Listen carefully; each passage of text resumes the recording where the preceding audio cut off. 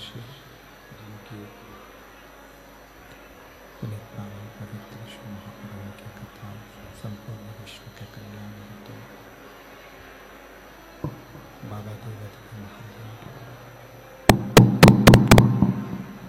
भगवान देवाधिदेव महादेव की करुणा से, उनकी उदारता से श्रवण करने का सौभाग्य भगवान शिव की ये पुनीत पावन पवित्र भूमि, जहाँ पर बैठकर भगवान शंकर की ये पवित्र कथा आप और हम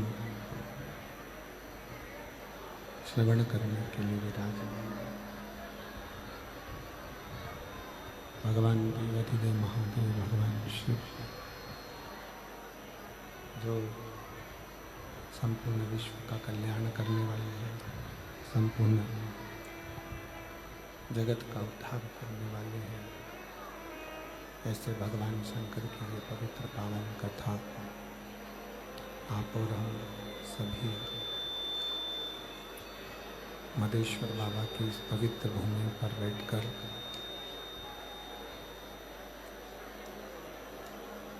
मदेश्वर नाथ जी के इस पवित्र पावन प्रांगण में बैठकर आप और हम इस कथा का लाभ ले रहे हैं। बड़े धनभागी हैं सभी श्रोता भाई बहन, सभी शिव भक्त जो इस पवित्र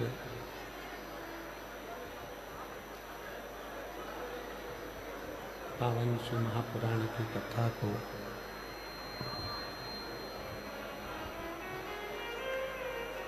भगवान शिव की ये पवित्र पावन शिव महापुराण की कथा को श्रवण करने के लिए विराजमान है। 7 दिवसीय शिव महापुराण की कथा की इस दिव्य और भव्य आयोजन जो जशपुर की पवित्र धरा पर, जशपुर की पावन भूमि पर आयोजित किया गया है। मयाली कुनकुरी जिला जशपुर का ये पवित्र पावन प्रांगण में, जहाँ बैठकर भगवान शिव की ये पवित्र कथा को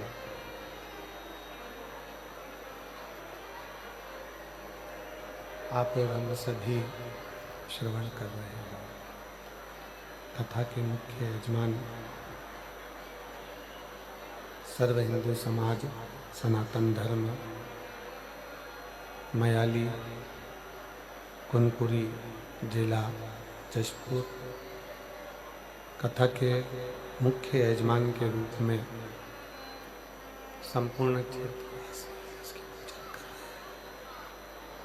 संपूर्ण क्षेत्रवासी एवं छत्तीसगढ़ शासन के माननीय मुख्यमंत्री जी श्री विष्णुदेव सहाय जी की धर्मपत्नी श्रीमती कौशल्या देवी जी सहाय, जिन्होंने इस मयाली क्षेत्र में जशपुर जिले के कुनकुरी क्षेत्र के अंतर्गत ये पवित्र पावन शिव महापुराण की कथा संपूर्ण विश्व के कल्याण हेतु श्रवण कराई। एक बार दीदी कौशल्या विष्णुदेव जी सहाय जी के लिए जोरदार ताली बजाकर उनके लिए साधुवाद, जिन्होंने इस पवित्र कथा का लाभ, इसको निकाल के ले जाओ यहाँ से माइक।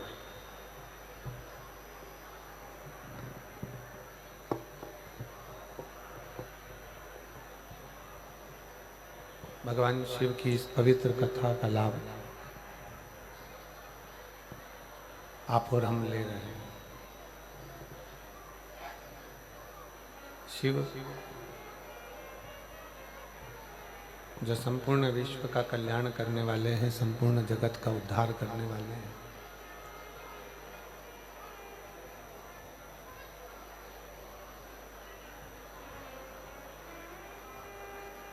जिनकी मात्र कृपा की दृष्टि, जिनकी दया की दृष्टि, पब्लिक का माइक बढ़ाओ, पब्लिक के लिए आवाज खोली है, जिनकी दया की दृष्टि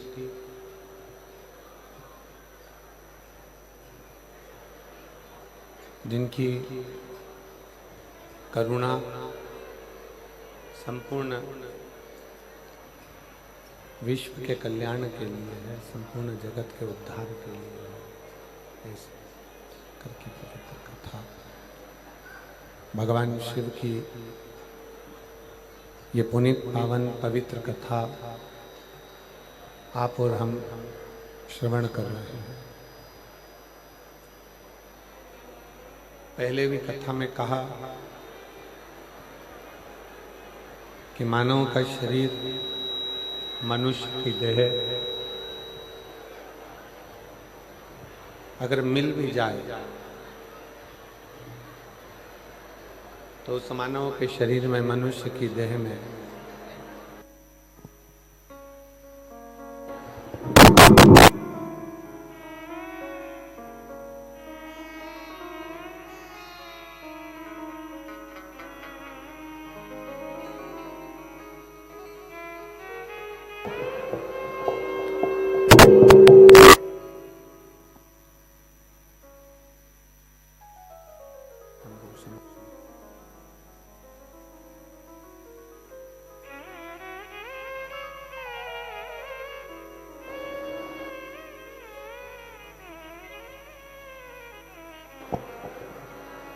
शंभु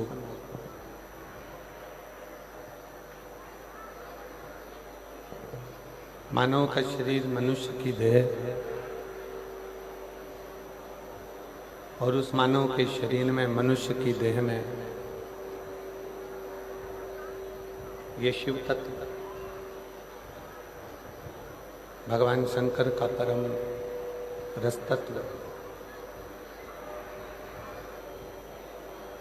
श्रवण करने का सौभाग्य आप और हमको मिला है।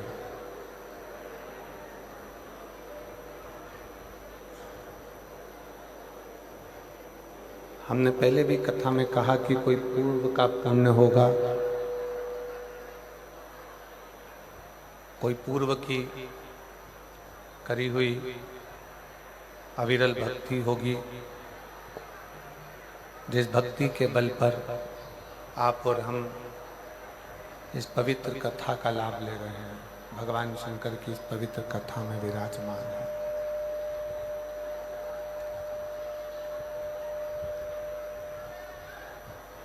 क्योंकि मानव का शरीर प्राप्त करना एक सरल विषय है कि 83,99,999 योनियां काटने के बाद ये 84,00,000वें नंबर की योनि आपको और हमको मिल गई, आपको और हमको प्राप्त हो गई।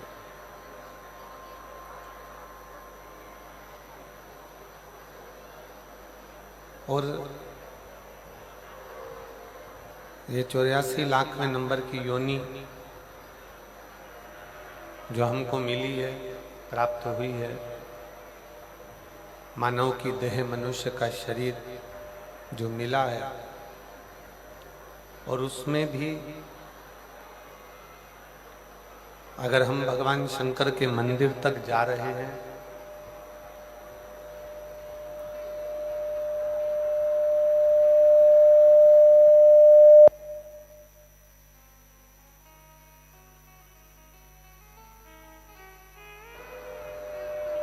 एक लोटा जल अगर समर्पित कर रहे हैं, भगवान शंकर को अगर जल चढ़ा रहे हैं, तो ये निश्चित है कि फिर जगतगुरु शंकराचार्य जी कहते हैं कि पुनरपि जन्म पुनरपि मरणम के प्रपंच से हम छूट जाते हैं। फिर जन्म लेना, फिर मर जाना, पब्लिक को आवाज नहीं है।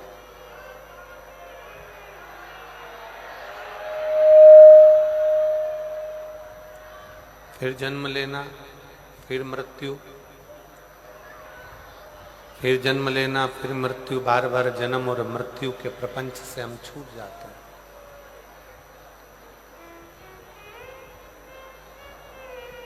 शंकर भगवान की अविरल भक्ति,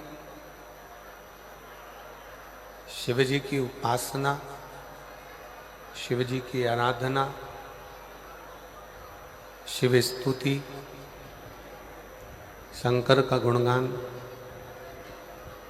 आपको और हमको ये मृत्यु के प्रपंच से छुड़ा देता है।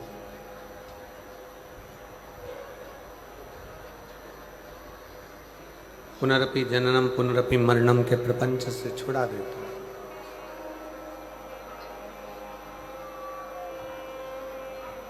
एक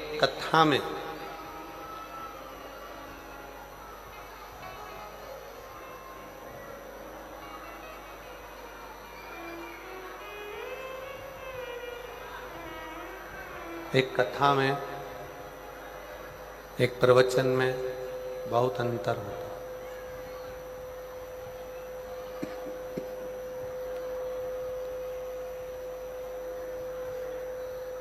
कथा में और प्रवचन में बहुत बड़ा अंतर है। प्रवचन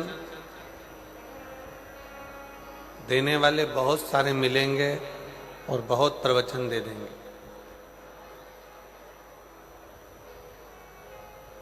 प्रवचन का मतलब है कि दूसरे को समझा देना, दूसरे को ज्ञान दे देना,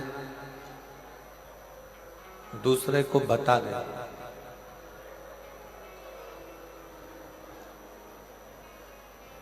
इसलिए हमारे यहाँ पर कभी कभी बच्चे भी बड़ों से कह देते हैं तुम हमको प्रवचन मत दो। बहुत प्रवचन दे लिया, आप प्रवचन मत दो।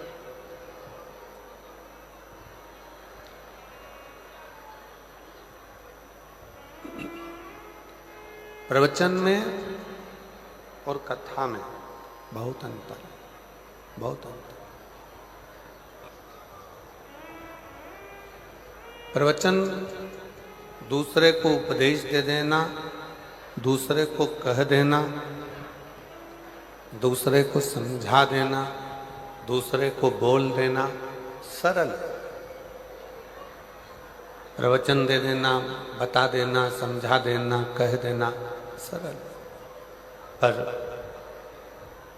अपने ऊपर उतारना,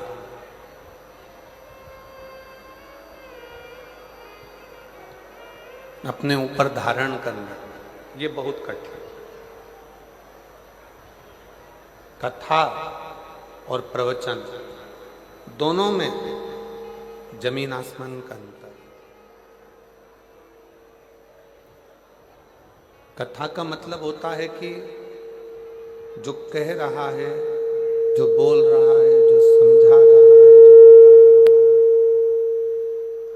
कथा का मतलब है जो बोल रहा है, जो समझा रहा है, जो कह रहा है, जो समझाने में लगा हुआ है, जो बताने में लगा हुआ है, जो कहने में लगा हुआ है।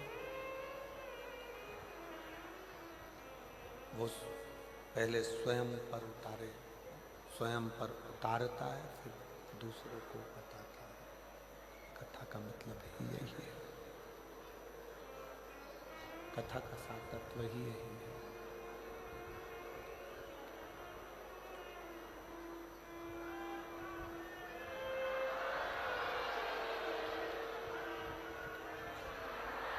कथा का मतलब ही यही है, कथा का सार तत्व ही है।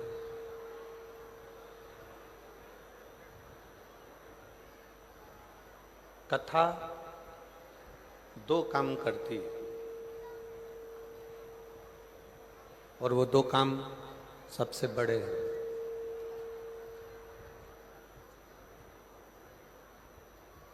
कथा दो काम करती है।